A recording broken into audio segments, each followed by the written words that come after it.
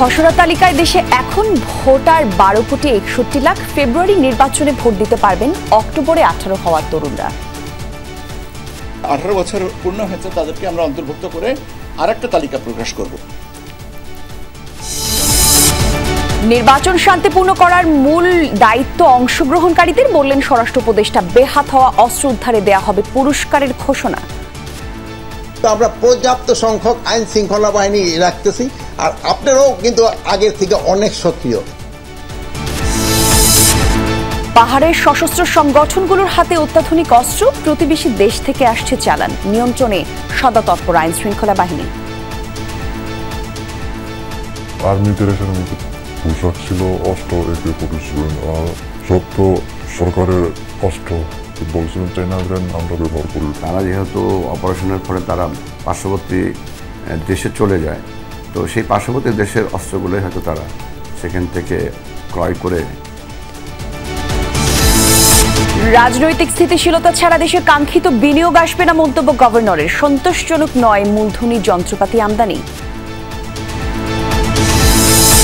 Zero tax return দাখিল আইনত দণ্ডনীয় উল্লেখ করে এনবিআর এর বিজ্ঞপ্তি, হতে পারে 5 বছরের জেল। করদাতাদের সঠিক তথ্য দেওয়ার তাগিদ।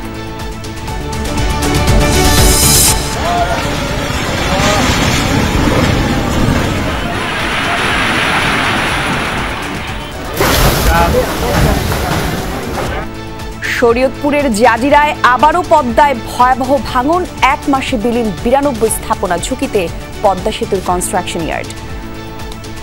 নদীর ভাঙন ভুর ভুর ভুর ভুর করে যাইতে যাইতে মসজিদ পড়ে গেছে। আমার ঘরের মাল সামানা সহ আমার ঘর বাড়ি পুরোটাই নদীর মধ্যে গেছে।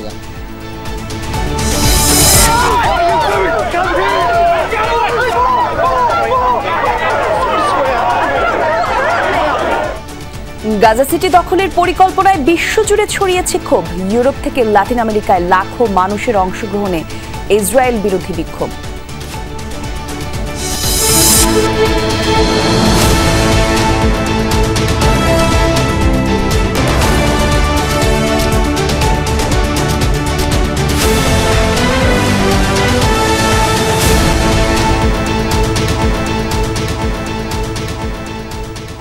দর্শক, দুপুরের বাংলাদেশে আমন্ত্রণ আপনাদের সবাইকে। সঙ্গে আমি জান্নাতুল কলি আছি। শিরোনাম দেখছিলেন।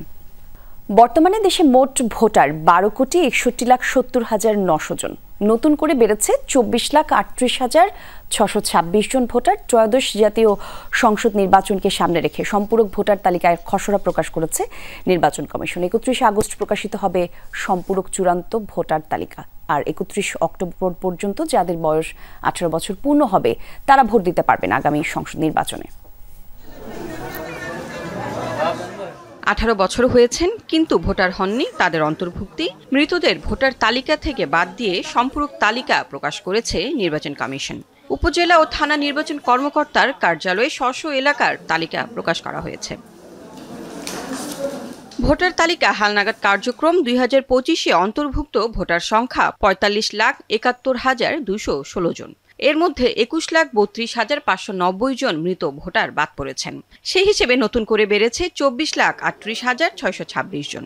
রোববার কমিশনের পক্ষ থেকে ব্রিফিংয়ে জানানো হয়েছে এসব তথ্য। আমরা আগামী 31 অগস্টের ভিতরে এটা চূড়ান্ত করব। এর মধ্যে আজকে তো আমাদের অফিসগুলোনে এটার প্রকাশ করা হয়েছে। এই ব্যাপারে তাদের যদি সংশোধনী কিছু থাকে সেই সংশোধনীগুলো আমাদেরকে জানাবেন এবং সংশোধনী অনুযায়ী আমরা এটা চূড়ান্ত করব। তালিকায় যোগ্য ব্যক্তির নাম অন্তর্ভুক্তি, মৃত বা অন্তর্ভুক্ত হওয়ার অযোগ্য ব্যক্তির নাম কর্তন, ভোটার স্থানান্তর এবং কোনো সংশোধন বা ত্রুটি বিচ্যুতি দূর করার জন্য দরখাস্ত দাখিল করা যাবে 21 আগস্ট পর্যন্ত। এবার 3টি ধাপে ভোটার তালিকা প্রকাশের সিদ্ধান্ত নিয়েছে ইসি। এই বছর মূলত 3টা তালিকা হচ্ছে। একটা হচ্ছে যে 2রা মার্চ যেটা চূড়ান্ত করা হয়েছে, 31 আগস্ট পর্যন্ত আজকের বিবেচনায় যেটা চূড়ান্ত হবে, এবং 31 অক্টোবর পর্যন্ত বিবেচনায় নিয়ে যে ভোটার তালিকাটা চূড়ান্ত হবে।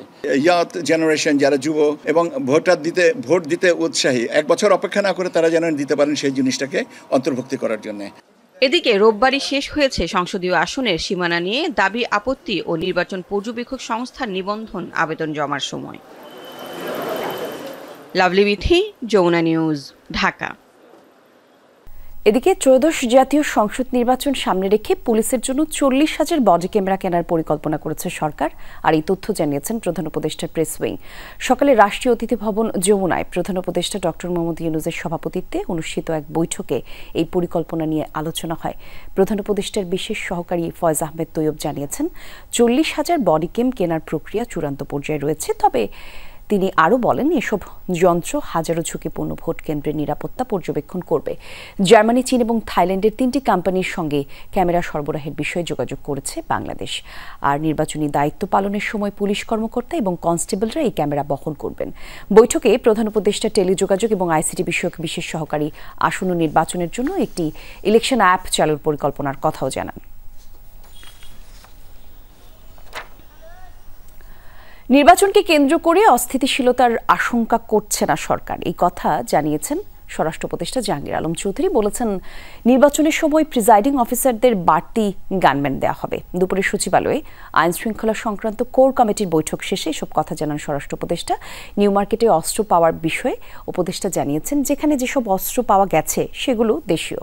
আর বেহাত হওয়া প্রায় 700 অস্ত্র উদ্ধারের জন্য পুরস্কার ঘোষণা করা হবে বলেও জানিয়েছেন উপদেষ্টা। নির্বাচন বিষয়ে উপদেষ্টা জানিয়েছেন, নির্বাচনের সময় ইসির অধীনে থাকবে মন্ত্রণালয়। নির্বাচন সুষ্ঠু এবং শান্তিপূর্ণ করতে আইন শৃঙ্খলা বাহিনীর চেয়ে যারা অংশগ্রহণ করবে তাদের দায়িত্ব বেশি বলেও মন্তব্য করেছেন তিনি।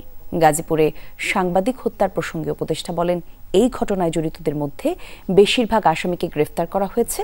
এমন ঘটনা প্রতিরোধে জনগণকে সচেতন হওয়ার তাগিদ দেন উপদেষ্টা।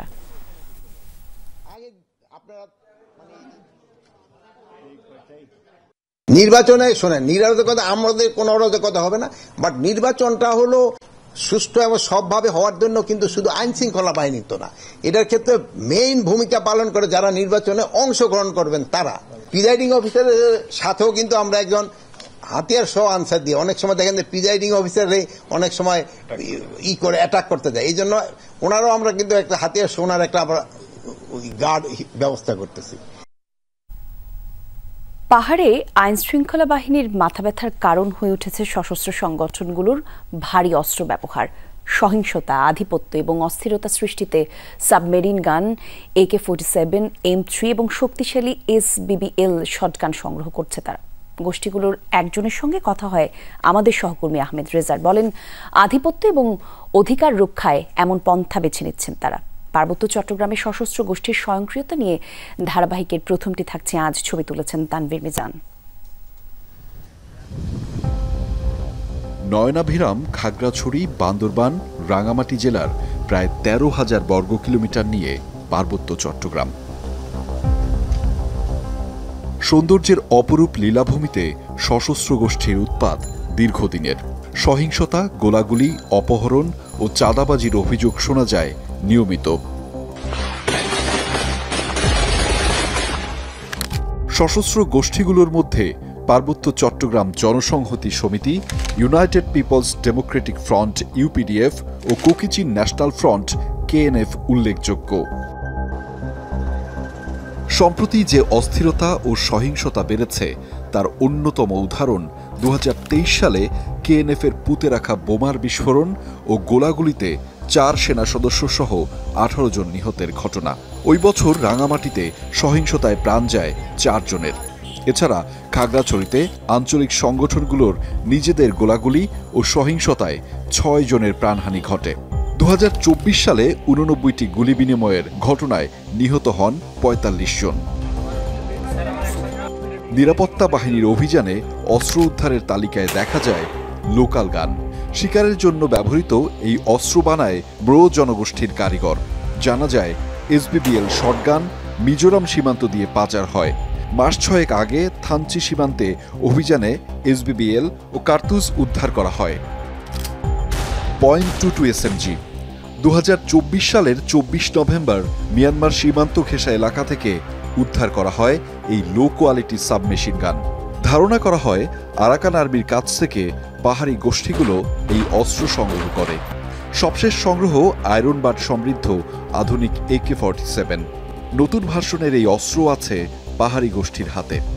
আমি একটু দেখাতে চাই যে শুরুর দিকে তারা মূলত যখন একদমই এই সংগঠনগুলো ছিল, তারা এই যে গাদা বন্দুক বলা হয় এগুলো ব্যবহার করত।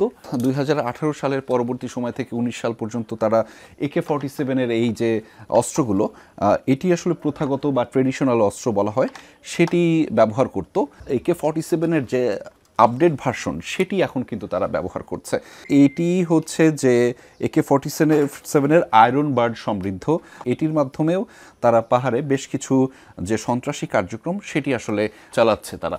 এটা হচ্ছে স্নাইপারের যে কার্তুজ বা বুলেটটা বলা হয়, এবং এটি অত্যাধুনিক। ধারণা করা হচ্ছে যে এখন KNF তাদের কাছে স্নাইপারও অ্যাভেলেবেল থাকতে পারে এই সন্ত্রাসী কার্যক্রম চালানোর জন্য। মূলত তারা ওয়াকি টকিগুলো ব্যবহার করছে, এবং আমি এই মুহূর্তে দেখাতে চাই যে KNF আসলে কি ধরনের পোশাক ব্যবহার করে। এগুলো মূলত ম্যাগজিন বা কার্তুজগুলো বহন করবার জন্য। পোশাকের কথা বলছিলাম, আধুনিক যোগাযোগ মাধ্যম এবং বিশেষ করে আধুনিক মারণাস্ত্র যেগুলো তারা আসলে ব্যবহার করে, সেটি আসলে পাহাড়ি জনপদের কাছে একটি শঙ্কা এবং আতঙ্কের বিষয় হয়ে দাঁড়িয়েছে। বিষয়গুলো নিয়ে কুকি চীনের সদস্য ছিল এমন একজনের সাথে কথা হয় আমাদের। ওরা কি কি অস্ত্র ব্যবহার করতো দেখতেন, আবার কি পোশাক পরতো? এটা আর্মি ড্রেসের মতো পোশাক ছিল, অস্ত্র AK-47, আর সব তো সরকারের অস্ত্র। বলছিলাম চাইনা ব্র্যান্ড আমরা ব্যবহার করি, তারপরে AK, তারপরে রাইফেল, এগুলো আমরা ব্যবহার করি। অস্থির মিয়ানমার সীমান্ত কাজে লাগিয়ে বাড়ছে অস্ত্রের চালান। বান্দরবানের ম্রো গোষ্ঠীর একটি অংশের হাতবদল হয়ে পৌঁছায় বিভিন্ন সশস্ত্র গোষ্ঠীর কাছে। থানচি বড়থলি রুট ব্যবহার করে আরাকান আর্মির কাছ থেকে বেশ কিছু অস্ত্র সংগ্রহ করা হয়েছে বলে জানা যায়। শক্তিমান ব্র্যান্ডের ভারতীয় অস্ত্র আসে মিজোরাম হয়ে রাঙামাটি রুটে এবং মিজোরাম থানচি হয়ে যায় সশস্ত্র গোষ্ঠীর হাতে। গোয়েন্দা সূত্র অনুযায়ী অস্ত্র চালানের প্রধান রুটগুলো হচ্ছে ভারতের মিজোরাম হয়ে বিলাইছড়ি, বড়থলি এবং পরবর্তীতে অস্ত্রগুলো যায় সশস্ত্র গোষ্ঠীর হাতে। একইভাবে মিজোরাম থেকে থানচি হয়েও অস্ত্র আসে বাংলাদেশে। অন্য আরেকটি রুট হল মিজোরাম এবং খাগড়াছড়ি সীমান্ত। এছাড়া মিয়ানমার হয়ে বাংলাদেশের লামায়ও ঢোকে অস্ত্রগুলো। এসব রুটে সক্রিয় আন্তর্জাতিক দালাল চক্র ও সাবেক গেরিলারা। সূত্রের তথ্য বলছে আলীকদম হয়ে লামা এবং বান্দরবানে পরে রাঙামাটি হয়ে অস্ত্র যায় সশস্ত্র সংগঠনগুলোর হাতে। এছাড়া মিয়ানমার থেকে ভারতের মিজোরাম হয়েও বাংলাদেশে ঢোকে অবৈধ অস্ত্রগুলো। আইনশৃঙ্খলা বাহিনী জানায় শক্তিশালী বিস্ফোরক তৈরিতে ডেটোনেটর ও এক্সপ্লোসিভ ভারতের মিজোরাম থেকে সরবরাহ করা হয়। আমাদের যে অস্ত্রগুলো রিকভারি হয়েছে আর কি, সেখানে আমরা দেখেছি যে সেমি অটোমেটিক রাইফেল এবং সেমি অটোমেটিক SMG, এগুলোর পাশাপাশি তাদের কাছে কিছু গ্রেনেড টাইপের জিনিস পাওয়া গেছে আর কি। তারা যেহেতু অপারেশনের ফলে তারা পার্শ্ববর্তী দেশে চলে যায়, তো সেই পার্শ্ববর্তী দেশের অস্ত্রগুলোই হয়তো তারা সেখান থেকে ক্রয় করে আমাদের এখানে তারা অভিযান পরিচালনা করে। পুলিশ বলছে এ পর্যন্ত 41টি অস্ত্র উদ্ধার হয়েছে বিভিন্ন যৌথ অভিযানে। আহমেদ রেজা, যমুনা নিউজ, বান্দরবান। দেশে এখনো রাজনৈতিক স্থিতিশীলতা আসেনি, আর তাই এই মুহূর্তে সবাই বিনিয়োগে ঝাঁপিয়ে পড়বে এমন প্রত্যাশা থাকলে সেটি ভুল। সকালে রাজধানীতে CPD আয়োজিত অন্তর্বর্তী সরকারের 365 দিনের পর্যালোচনা শীর্ষক সেমিনারে এসব কথা বলেন বাংলাদেশ ব্যাংকের governor doctor Ahsan H Mansur. চলতি বছর মূল্যস্ফীতি 5% নিচে নেমে আসবে বলে আশা প্রকাশ করেন তিনি। কেন্দ্রীয় ব্যাংকের গভর্নর জানান, ডিজিটাল ব্যাংকে এই নিয়ে এ মাসেই নতুন বিজ্ঞপ্তি জারি করা হবে, যাতে আগ্রহী প্রতিষ্ঠান আবেদন করতে পারবেন। অনুষ্ঠানে বক্তারা বলেন, মূল্যস্ফীতি এখনও অনেক বেশি, আর তাই দরিদ্র পরিবারগুলোকে টার্গেট করে রিলিফ কার্যক্রম শুরু করার পরামর্শ দেন সিপিডির গবেষকরা। বলেন, এই সরকারের কাছে মানুষের অনেক প্রত্যাশা। সার্বজনীন স্বাস্থ্য বীমা চালুর কথা বলা হলেও এখনও কোনো উদ্যোগ নেওয়া হয়নি। নতুন মার্কিন শুল্ক নীতির কারণে রপ্তানি পণ্যে বৈচিত্র্য আনার বিষয়ে আরও গুরুত্ব দেওয়ার তাগিদ দেন বক্তারা।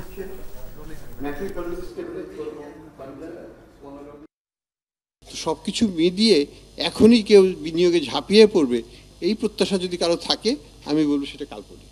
কাজে আমাকে বাস্তবসম্মত হতে হবে। আমি যেটা বলবো যে বিনিয়োগ, ফরেন ইনভেস্টমেন্ট, এগুলো সবই কিন্তু পাইপলাইনে আমরা দেখতে পাচ্ছি।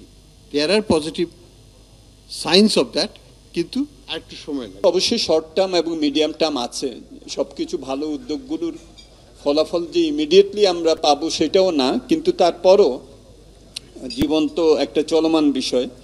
সুতরাং সেই নিরিখেও আমাদের আলাপ আলোচনাটা করতে হয়। দর্শক, সিপিডি ডায়ালগ অনুষ্ঠানে এখন বক্তব্য রাখছেন বিএনপির স্থায়ী কমিটির সদস্য আমির খসরু মাহমুদ চৌধুরী। সরাসরি যাচ্ছি তার বক্তব্যে। নির্বাচিত সরকার আসলে ন্যাচারালি ইনভেস্টরদের তো একটা উৎসাহ থাকবে, কারণ তাদের তো প্ল্যানিং হচ্ছে short term, mid term, long term. সুতরাং ইন্টেরিয়াম গভর্নমেন্টের সময় ইনভেস্ট হচ্ছে না, এটা নিয়ে আমি কমপ্লেন করছি না, বিকজ আই ডোন্ট এক্সপেক্ট ইট। যখন ওনারা ইনভেস্টমেন্ট সামিট করেছিল, আই ওয়াজ অলসো পার্টিসিপেন্ট। আমি কিন্তু একটা কথা ওনাদেরকে হেসে হেসে বলেছিলাম, the right initiative at a wrong time. কারণ ইনভেস্টররা কোনোদিন ইন্টেরিয়াম গভর্নমেন্টের সময় ইনভেস্ট করতে আসবে না, তারা দেখতে চাইবে তাদের short term, mid term, long term প্ল্যানিংয়ের সাথে একটা সুইট করে কিনা। কিন্তু তারা তখনই করবে যদি নেক্সট গভর্নমেন্টের থেকে তারা মেসেজ পায় যে বাংলাদেশের যেই বিনিয়োগের ইজ অফ ডুইং বিজনেসে বাংলাদেশের পজিশন হচ্ছে একদম নিচে এখন। তো এই ইন্ডিকেটর কি ইনভেস্টাররা দেখতেছে না বিশ্বব্যাপী? বাংলাদেশে ইনভেস্টাররা না হইতে কনসিডার করছে না, তারাও নিশ্চয় কনসিডার করছে। যখন তো ইজ অফ ডুইং বিজনেসে বাংলাদেশ এত নিচে, ওই দেশের দিকে কেউ তাকাবেই না, ইনভেস্ট করা তো দূরের কথা। এই জন্য serious deregulation and serious liberalisation ছাড়া বাংলাদেশের অর্থনীতিকে লিফট আপ করা সম্ভব হবে না আগামী দিনে। এবং সাথে সাথে যেটা করতে হবে, গভর্নমেন্টের রোল এখানে কমিয়ে আনতে হবে। আপনি যদি ইকোনমিকে ডেভেলপ করতে চান, গভর্নমেন্টের রোল কমিয়ে আনতে হবে, সোজা কথা। দর্শক, সিপিডির ডায়ালগ অনুষ্ঠানে বক্তব্য রাখছিলেন বিএনপির স্থায়ী কমিটির সদস্য আমির খসরু মাহমুদ চৌধুরী। শুনছিলাম তার বক্তব্য। যাচ্ছি পরের খবরে। আয়কর আইন 2023 অনুসারে জিরো রিটার্ন নামের কোনো প্রকার রিটার্ন দাখিলের বিধান নেই। আয়কর আইন অনুসারে একজন করদাতাকে তার প্রকৃত আয়, ব্যয়, সম্পদ এবং দায় অবশ্যই সঠিকভাবে আয়কর রিটার্নে প্রদর্শন করতে হবে। সকালে এক প্রেস বিজ্ঞপ্তিতে এসব তথ্য জানিয়েছে জাতীয় রাজস্ব বোর্ড এনবিআর। এতে বলা হয়, সামাজিক যোগাযোগ মাধ্যমে জিরো রিটার্ন দাখিল বিষয়ক ধারণা প্রসূত ভুল পোস্ট জাতীয় রাজস্ব বোর্ডের নজরে এসেছে। ফেসবুকে যে পোস্টটি ভেসে বেড়াচ্ছে সেটিকে ভুল আখ্যা দিয়ে এনবিআর জানিয়েছে, জিরো ট্যাক্স রিটার্ন দাখিল আইনত দণ্ডনীয় অপরাধ। সামাজিক যোগাযোগ মাধ্যমে এই সকল পোস্টে রিটার্ন পূরণের সব কয়েকটি ঘর শূন্য হিসেবে পূরণ করে রিটার্ন দাখিল করা যায় মর্মে ভ্রান্ত ধারণা প্রচার করা হচ্ছে। প্রকৃত আয়, ব্যয়, সম্পদ এবং দায় প্রদর্শন না করা ফৌজদারি অপরাধ বলেও জানানো হয় ওই বিজ্ঞপ্তিতে। আয়কর রিটার্নে আয়, ব্যয়, সম্পদ এবং দায় সম্পর্কিত সঠিক তথ্য প্রদর্শন না করে মিথ্যা বা অসত্য তথ্য প্রদান করলে করদাতাকে 5 বছর পর্যন্ত কারাদণ্ড প্রদানের বিধান রয়েছে। জুলাই গণঅভ্যুত্থানে 5 আগস্ট রাজধানীর চানখারপুলে শহীদ আনাজ সহ 6 জনকে হত্যার অভিযোগে জেএমপির সাবেক কমিশনার হাবিবুর রহমান হাবিব সহ 8 বরখাস্ত পুলিশের বিরুদ্ধে সূচনা বক্তব্য এবং সাক্ষ্য গ্রহণ আগামীকাল। এর আগে সকালে মামলায় গ্রেফতার 4 আসামিকে আন্তর্জাতিক অপরাধ ট্রাইব্যুনালে হাজির করা হয়। এই মামলায় 8 আসামির মধ্যে শাহবাগ থানায় বরখাস্ত সাবেক ওসি মোহাম্মদ আরশাদ হোসেন, কনস্টেবল মোহাম্মদ সুজন মিয়া, মোহাম্মদ ইমাজ হোসেন ইমন এবং মোহাম্মদ নাসরুল ইসলাম গ্রেফতার আছেন। পলাতক ডিএমপির বরখাস্ত সাবেক কমিশনার হাবিবুর রহমান, যুগ্ম কমিশনার সুদীপ কুমার চক্রবর্তী, রমনা অঞ্চলের সাবেক অতিরিক্ত উপকমিশনার শাহ আলম, মোহাম্মদ আখতারুল ইসলাম এবং রমনা অঞ্চলের সাবেক সহকারী কমিশনার মোহাম্মদ ইমরুল। গত 14 জুলাই 8 আসামির অব্যাহতির আবেদন নাকচ করে এই অভিযোগ গঠন করা হয়। এদিন রাজধানীর রামপুরার কার্নিশে ঝুলে থাকা আমির হোসেনকে গুলি এবং 2 জনকে হত্যা মামলায় অভিযোগ আমলে নিয়ে পলাতক সাবেক ডিএমপি কমিশনার হাবিবুর রহমান সহ পলাতক 4 আসামির বিরুদ্ধে গ্রেফতারি পরোয়ানা জারি করেছে ট্রাইব্যুনাল। মামলার পরবর্তী শুনানি 17 আগস্ট।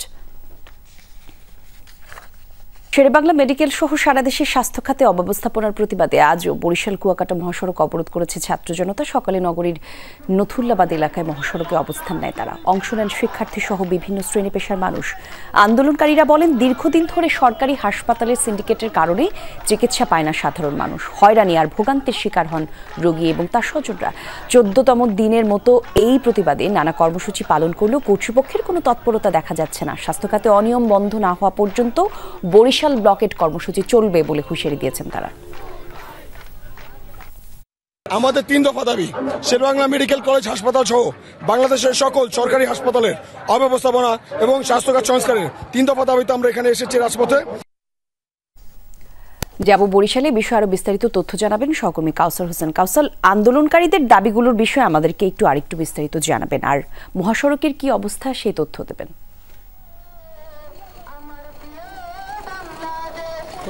স্বাস্থ্য খাতে যে অব্যবস্থাপনা, সেই অব্যবস্থাপনা কাটিয়ে একটি সুষ্ঠু ব্যবস্থাপনার মধ্যে আনার দাবিতেই গেল 14 দিন ধরে ছাত্র জনতার ব্যানারে আন্দোলন চলছে বরিশালে। বিশেষ করে বরিশাল শেরেবাংলা মেডিকেল কলেজ থেকে শুরু করে সারা বাংলাদেশে যে সরকারি হাসপাতালগুলো রয়েছে, সেই হাসপাতালগুলোতে দুর্নীতি যে চলছে, সেই দুর্নীতির অবসান করতে হবে। দালাল সিন্ডিকেট এবং যে ঠিকাদার সিন্ডিকেট রয়েছে, সেই সিন্ডিকেট কাটিয়ে একটি সুষ্ঠু ব্যবস্থাপনার মধ্যে আনার দাবিতেই কিন্তু এই আন্দোলন চলছে। এই আন্দোলনের 14 দিনের মতো যে আন্দোলনের ধারাবাহিকতা, সেই কর্মসূচির অংশ হিসেবে আজ বেলা 11:30টার দিকে বরিশাল কুয়াকাটা মহাসড়কের বরিশালের যে কেন্দ্রীয় বাস টার্মিনাল নথুল্লাবাদ রয়েছে, সেই নথুল্লাবাদের সামনের সড়কটি অবরোধ করে রেখেছেন শিক্ষার্থীরা, এবং তারা বলছেন যে তাদের যে দাবি, একটি সাধারণ মানুষের, যারা নিম্ন আয়ের মানুষ বা মধ্য আয়ের মানুষ, যারা বেসরকারি হাসপাতালে লাখ লাখ টাকা খরচ করে চিকিৎসা সেবা নিতে পারে না, তাদের জন্য, যারা অসুস্থ হলে যাদের সরকারি হাসপাতালে যেতে হয়, তাদের জন্য এই আন্দোলন। এবং যতদিন পর্যন্ত তাদের এই দাবি দেওয়া মানা না হবে, তারা এই আন্দোলন চালিয়ে যাবেন। এবং বিকেল 4টার দিকে তারা একটি আনুষ্ঠানিক সংবাদ সম্মেলন ডেকেছেন, এবং সেই সংবাদ সম্মেলন থেকে তারা তাদের যে পরবর্তী কার্যক্রম সেটি জানাবেন। তবে তারা এতটুকু স্পষ্ট করেছেন যে স্বাস্থ্য মন্ত্রণালয় থেকে সুনির্দিষ্ট কোনো নির্দেশনা না আসলে তারা সড়ক ছাড়বেন না। ধন্যবাদ আপনাকে কাউসার। রবীন্দ্র বিশ্ববিদ্যালয়ের স্থায়ী ক্যাম্পাসের দাবিতে সিরাজগঞ্জের হাটিকুমরুল মহাসড়কে বিক্ষোভ করেছেন শিক্ষার্থীরা। সকাল থেকে উত্তরবঙ্গের প্রবেশদ্বার ব্লকেট করেন তারা। একতা জানিয়ে এতে অংশ নেন রবীন্দ্র বিশ্ববিদ্যালয়ের শিক্ষক, কর্মকর্তা, কর্মচারী, শাহজাদ পুরুষের সচেতন নাগরিক ফোরাম। শিক্ষার্থীরা জানিয়েছেন দীর্ঘ 9 বছরেও স্থায়ী ক্যাম্পাস নির্মাণ না হওয়ায় পড়াশোনার সঠিক মান তারা পাচ্ছেন না, শিকার হচ্ছেন নানা সমস্যার। দ্রুত দাবি বাস্তবায়ন না হলে আরও কঠোর কর্মসূচির হুঁশিয়ারি দিয়েছেন শিক্ষার্থীরা। অবরোধের কারণে মহাসড়কে যানজট দেখা দিয়েছে। আমরা 9 বছর হয়ে যাচ্ছে আমাদের ক্যাম্পাসে বয়স, কিন্তু আমরা এখনো ক্যাম্পাস পাচ্ছি না। এটা একটা বিশাল বড় একটা কোশ্চেন। অ্যাজ এ পাবলিকান হিসেবে যে সুযোগ সুবিধাটা পাওয়া যায় একটা শিক্ষার্থীর, সেই কোনো সুযোগ সুবিধা আমরা পাইনি। যারাই ক্ষমতায় ছিলেন তারা স্থায়ী ক্যাম্পাসটা নির্মাণ করেননি।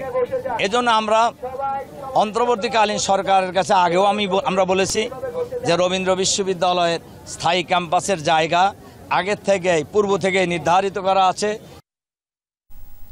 1 বছর ধরে বন্ধ চিকিৎসা।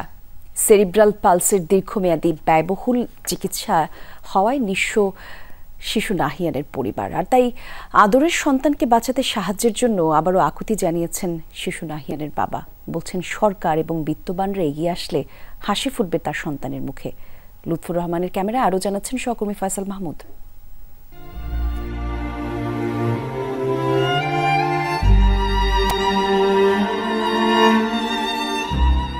চোখের সামনেই তিলে তিলে শেষ হয়ে যাচ্ছে আদরের সন্তান। টাকার অভাবে এখন বন্ধ চিকিৎসা। বাবা হয়েও কিছু করতে না পারায় এমন আর্তনাদ নাইম তকলিলের। পায়ে হাত দিয়ে বলি, বাবা তুই আমার মাফ করে দিস, কারণ আমি চিকিৎসা চালাইতে পারি না, এটা আমি বলি মাঝে। মিরপুরের বাসিন্দা এই পিতার 7 বছর বয়সী সন্তান তাবিথ আল নাহিয়ান। জন্মের 3 বছরের মাথায় জানা যায় নাহিয়ান সেরিব্রাল পালসি রোগে আক্রান্ত। সবকিছু শুনতে বলতে পারলেও অন্য শিশুদের মতো হাঁটাচলা করতে পারেন না। আমি আমার ছেলের চিকিৎসা চালাইতে পারি না, বারবার এই যে একটা ব্যর্থতা, এটা আমার সবসময় তাড়া করে যে আমার ছেলের জন্য আমি কিছু করতে পারতেছি না, হাঁটতে পারি না। এই যে কথাটা বলে হাঁটতে পারি না, এই কথাটা শুনলে আমি ভিতরটা ফেটে যায় যে আমার ছেলেটা কেন হাঁটতে পারবে না। সন্তানের হাঁটা চলার আবদারে পার্কে নিয়ে যেতে পারলেও অর্থাভাবে করাতে পারছেন না চিকিৎসা। প্রতি মাসে প্রয়োজন 30,000 টাকা। স্বল্প আয়ের বাবার নেই সেই সক্ষমতা, তাই অর্থাভাবে 1 বছর ধরে হচ্ছে না নাহিয়ানের চিকিৎসা। প্রয়োজনীয় ওষুধ ও থেরাপি দিতে না পারায় আরও খারাপের দিকে যাচ্ছে ছোট্ট নাহিয়ানের শারীরিক অবস্থা। এখন হচ্ছে থেরাপি বন্ধ, সাথে ওষুধও বন্ধ। ইন্ডিয়ার যে ওষুধগুলো ছিল, ওষুধগুলো ওর খাওয়ানোর পরে আল্লাহর রহমতে অনেক ভালো ছিল। এখন হয়েছে ইদানিংকালে ও অজ্ঞান হয়ে যায়, একদম সেন্সলেস হয়ে যায়, ব্ল্যাক আউট। বাবা তুমি কি হাঁটতে চাও? ছোট্ট এই অসুস্থ নাহিয়ানকে নিয়ে গত 2 বছর আগে প্রতিবেদন প্রচার করে যমুনা টেলিভিশন। সেই প্রতিবেদনের প্রেক্ষিতে বেশ কয়েকজন বৃত্তবান সাহায্যের হাত বাড়ান নাহিয়ানের দিকে। তবে বেশ কয়েক মাস যাওয়ার পরেই সেই সাহায্য বন্ধ হয়ে যায়, ফলে পুরোপুরি চিকিৎসা বন্ধ হয়ে যায় নাহিয়ানের। তাই নতুন করে আবারও শঙ্কা জাগছে নাহিয়ানের সুস্থ হওয়া নিয়ে, সুচিকিৎসা নিয়ে। বেশ কয়েকজনের সহযোগিতায় কয়েকবার প্রতিবেশী দেশে নিয়ে চিকিৎসা করানো হয় নাহিয়ানের। এতে অনেকটা উন্নতি হয় তার, কিন্তু সহযোগিতা বন্ধ হয়ে যাওয়ায় গত 1 বছরে আর দেশের বাইরে নেওয়া হয়নি। চিকিৎসার জন্য নেয়া ভারতীয় ভিসার মেয়াদ শেষের দিকে হলেও টাকার অভাবে যাত্রা প্রায় অনিশ্চিত। যমুনা টিভিতে এর আগে একটা প্রচার হয়েছিল ওরে নিয়ে প্রতিবেদন, সেখান থেকে কিছু টাকা আসছে আর ওর একজন দায়িত্ব নিছিল। যেভাবেই হোক আল্লাহ নিচে 4 বার আমি ইন্ডিয়াতে নিয়ে গেছি, আর এখানে যেভাবেই হোক দেশেও কিছুদিন ট্রিটমেন্ট চলছে। এখন বর্তমানে অর্থ সংকটে সব বন্ধ, আমি আর পেরে উঠতেছি না।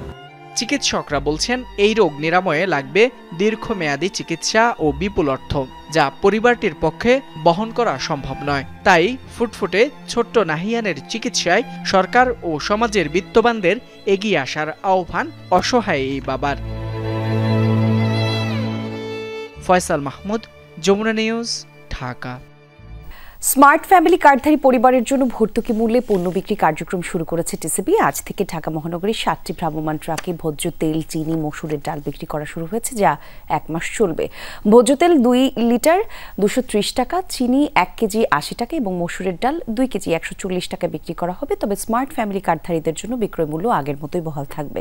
টিসিবির উপপরিচালক মোহাম্মদ সাদাত হোসেন স্বাক্ষরিত এক বিজ্ঞপ্তিতে জানানো হয়েছে, আজ থেকে 13 সেপ্টেম্বর পর্যন্ত এই কার্যক্রম চলবে। প্রতিদিন ঢাকা মহানগরীর প্রতিটি ট্রাকে 500 সাধারণ মানুষের কাছে সাশ্রয়ী মূল্যে পণ্য বিক্রি করছে টিসিবি। পাশাপাশি চট্টগ্রাম মহানগরে 25টি, গাজীপুরে 6টি, কুমিল্লায় 3টি এবং ফরিদপুরে 4টি, পটুয়াখালী, বাগেরহাটে 5টি ভ্রাম্যমাণ ট্রাকে মিলবে এসব পণ্য।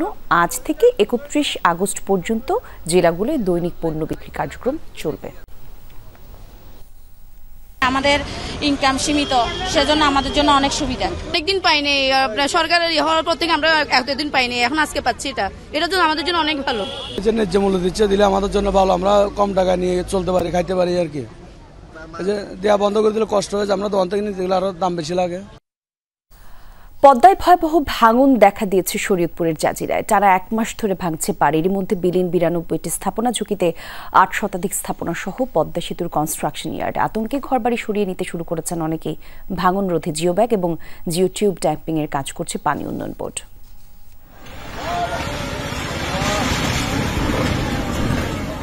চোখের সামনে মুহূর্তেই বিলীন দোতলা ভবনের এই মসজিদ। এই দৃশ্য গেল 6 আগস্ট জাজিরার নাওডোবার 0 পয়েন্ট এলাকার। ফজরের নামাজ পড়ার পরে হঠাৎ করে মনে করেন নদীর ভাঙ্গন ভুরভুর ভুরভুর করে যাইতে যাইতে মসজিদ পড়ে গেছে। কেউ বাইরে এসে কেউ বাইরে এই মুহূর্তে একবারে ভাঙ্গা পুরাটাই গেছে গা। পরদিন সকালে পার্শ্ববর্তী উকিলউদ্দিন মুন্সিকান্দি এলাকার প্রায় 150 মিটার ধসে যায় নদীতে। 7 জুলাই থেকে শুরু হয়েছে এই ভাঙন। গেল 1 মাসে পদ্মায় বিলীন হয়েছে অন্তত 57টি বসতবাড়ি ও 35টি ব্যবসা প্রতিষ্ঠান। নদীগর্ভে চলে গেছে সেতুর কনস্ট্রাকশন ইয়ার্ড, রক্ষাবাদ ও জাজিরার ডান তীরের বেশ কিছু এলাকা। ভাঙন ঝুঁকিতে নাওডোবার 3টি গ্রামের অন্তত 6 শতাধিক বসতবাড়ি ও মঙ্গলমাঝি ঘাট বাজারের 240টি স্থাপনা।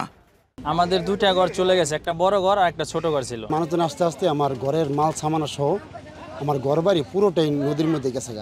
ভাঙন আতঙ্কে ঘরবাড়ি সরিয়ে নিয়েছে অন্তত 200টি পরিবার। নেই মাথা গোজার ঠাই। খোলা আকাশের নিচে মানবেতর দিন কাটছে অনেকের। পূব সাইডে, পশ্চিম সাইডে, ব্যাক সাইডে মনে করেন কাজ ধরা হয়েছে, কিন্তু এই সাইডে ওই বাজেট হয়েছে, কিন্তু এই সাইডে কাজ ধরে নাই। সরকার যতই উল্টা পাল্টাই বস্তা ফালাক, কাজ আসতেছে না। মাঝখানে যদি ড্রেজিং করে দিত তাইলে হয়তো বা নদীটা ওইদিকে চলে যেত, নদীটা আর এই সাবেক পার আসতো না। যারা কাজগুলো পেয়েছে কন্ট্রাক্টর, তারা আমাদের কাজটা সম্পূর্ণভাবে করে নাই।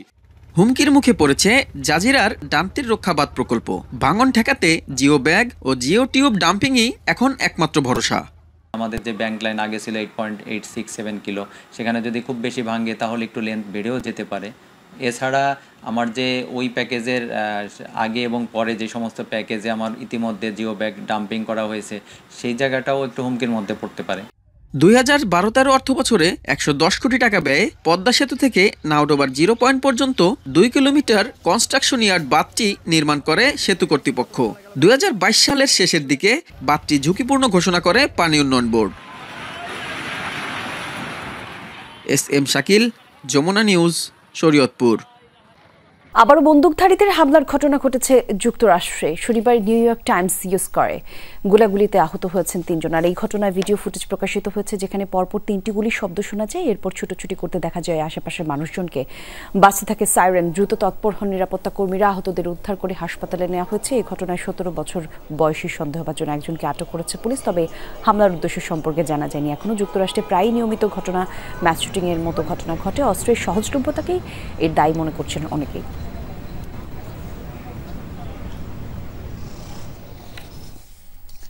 ইউরোপ থেকে লাতিন আমেরিকা ইসরায়েল বিরোধী বিক্ষোভে উত্তাল একের পর এক দেশ। হাজার হাজার মানুষের অংশগ্রহণে প্রতিবাদ সমাবেশ হয়েছে তুরস্ক এবং ইয়েমেনে। ইসরায়েলি মন্ত্রিসভায় গাজা সিটি দখলের পরিকল্পনা অনুমোদনের পর থেকে ক্ষোভে আগুন ছড়িয়েছেন বিশ্বের নানা প্রান্তে মানুষজন। তেল আবিবের সাথে সুসম্পর্ক রাখা অনেক দেশের নাগরিকরা নিজ দেশের সরকারের বিরুদ্ধেও ক্ষোভ ছাড়ছেন। নিজ দেশেও ইসরায়েলের তোপের মুখে পড়ছে নেতানিয়াহু। ইসরায়েলের মিত্র হিসেবে পরিচিত আর্জেন্টিনার সরকার, সেই দেশেরই রাজপথ এখন ইসরায়েল বিরোধী স্লোগানে উত্তাল। ক্ষুধার্ত ফিলিস্তিনিদের আর্তনাদ সহ্য করতে না পেরে সড়কে নেমে প্রতিবাদ করেছেন শত শত আর্জেন্টাইন। তেল আবিবের সাথে সম্পর্ক ছিন্নের দাবি তুলেছেন তারা। আইসিসি নেতানিয়াহুর বিরুদ্ধে গ্রেফতারি পরোয়ানা জারি করেছে, অথচ সরকার আশ্চর্যজনকভাবে এখনও তাকে আমাদের দেশে ভ্রমণের আমন্ত্রণ জানায়। আমরা গণহত্যাকারী নেতাকে আর্জেন্টিনায় দেখতে চাই না। ইসরায়েলি আগ্রাসন বিরোধী ব্যাপক বিক্ষোভ হয়েছে লাতিন আমেরিকার আরেক দেশ চিলিতেও। হাড়িপাতিল নিয়ে অভিনব প্রতিবাদে তুলেছেন গাজায় গণহত্যা বন্ধের দাবি। ইসরায়েলের নিরাপত্তা বিষয়ক মন্ত্রিসভায় গাজা সিটি দখলের পরিকল্পনা অনুমোদন হওয়ার পর বিশ্বজুড়ে নতুন করে ছড়িয়েছে আন্দোলনের ঢেউ। স্পেনের বার্সেলোনায় গাজার নিপীড়িত মানুষের প্রতি সমর্থন জানাতে ফিলিস্তিনি পতাকা কেফিয়া নিয়ে বিক্ষোভ করেছেন স্প্যানিশরা। ফিলিস্তিনের স্বাধীনতার দাবিতে জার্মানির বার্লিনেও বিক্ষোভ করেছে নানা শ্রেণী পেশার মানুষ। তুরস্কের ইস্তাম্বুলও উত্তাল হয়েছে ইসরায়েল বিরোধী বিক্ষোভে। গাজায় লাগাতার আগ্রাসনের জন্য ইসরায়েলের শাস্তি চান তুর্কি নাগরিকরা। প্রতি সপ্তাহের মতো শুক্রবারও ইয়েমেনের রাজধানী সানায় বিশাল প্রতিবাদ সমাবেশে যোগ দেয় দেশটির হাজার হাজার নাগরিক। নেতানিয়াহু প্রশাসনের গাজা সিটি দখল পরিকল্পনায় ক্ষুব্ধ খোদ ইসরায়েলিরাই। জিম্মিদের মৃত্যুর মুখে ঠেলে দেওয়া হয়েছে বলে অভিযোগ তাদের। মিছিল হয়েছে হোস্টেস স্কোয়ার থেকে সামরিক বাহিনীর হেডকোয়ার্টার্স পর্যন্ত। চুক্তি না করে গাজায় হামলার মাত্রা বাড়ালে নেতানিয়াহুর পিছু ধাওয়া করার হুমকি দিয়েছেন জিম্মির স্বজনরা। নেতানিয়াহুকে বলছি, আপনি যদি গাজার বাকি অংশ আক্রমণ করেন আর তার জন্য জিম্মিদের মৃত্যু হয়, তবে সবসময় আমরা আপনার পিছু ধাওয়া করব। নির্বাচনের সময় আমরা ইসরায়েলি জনগণকে দিনরাত এটি মনে করিয়ে দেব যে আপনি চাইলে জিম্মিদের উদ্ধারে চুক্তি করতে পারতেন, পরিবর্তে তাদের মৃত্যুকে বেছে নিয়েছেন। বিক্ষোভের আগুন ছড়িয়েছে লন্ডন সহ আরও বেশ কয়েকটি শহরে। মোস্তফা মাহমুদ, যমুনা নিউজ।